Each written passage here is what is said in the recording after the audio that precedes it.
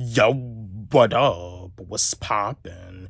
Back at it again with another video for y'all, and I was just wanting to chat with y'all. This is another hip hop related video because when it comes down to these three artists, all three of these lyricists, they're from Buffalo, New York, and they formed their own label, Griselda Records.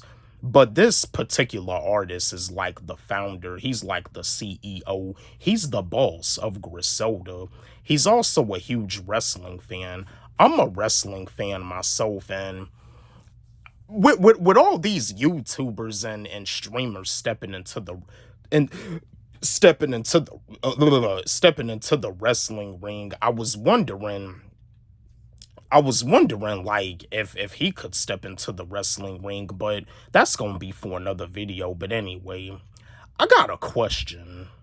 What if J. Cole signed Westside Gunn, Conway the Machine, and Benny the Butcher to Dreamville while they was on the come up? Because that's the thing. Eminem, he ended up signing Westside Gunn and Conway the Machine to Shady Records while they had their stuff going on with Griselda. But see, Westside Gunn and Conway the Machine, unfortunately, they didn't stay signed to Shady Records very long.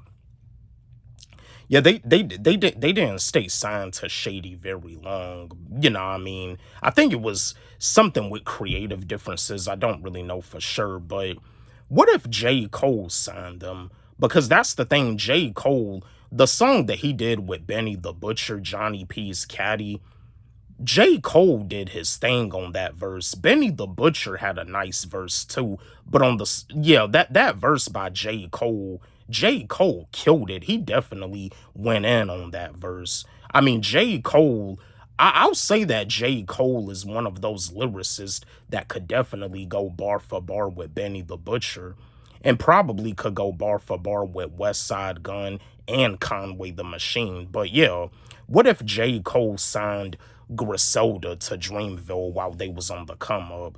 I'm gonna give you my answer like I do as always.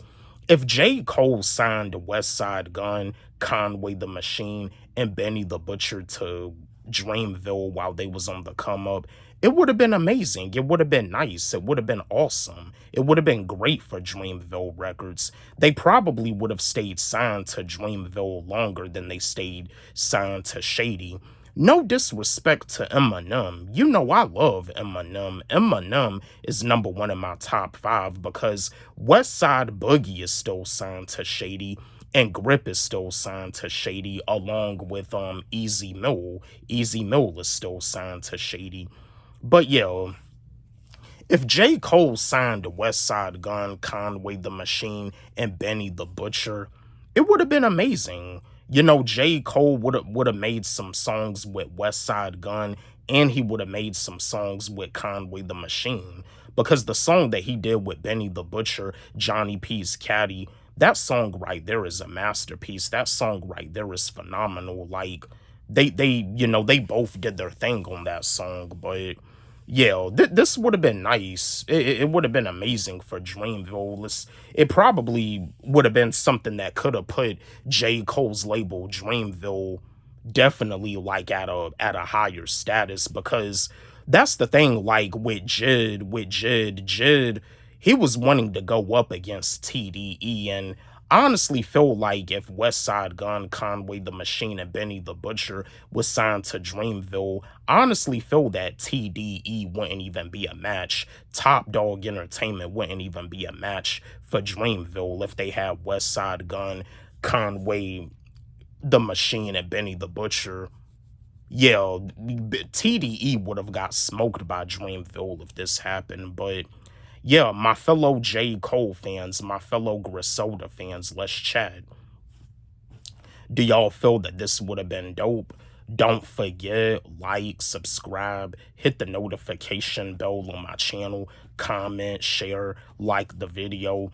And again, my new song, my new track, my new record, my new single, Just Got Paid Freestyle. It's on my YouTube channel and it's also on my SoundCloud. You can follow me on SoundCloud at Wally G. And it's also on my TikTok, and you can follow me on TikTok at WallyG25. Let's run it up. Let's blow it up. Love y'all.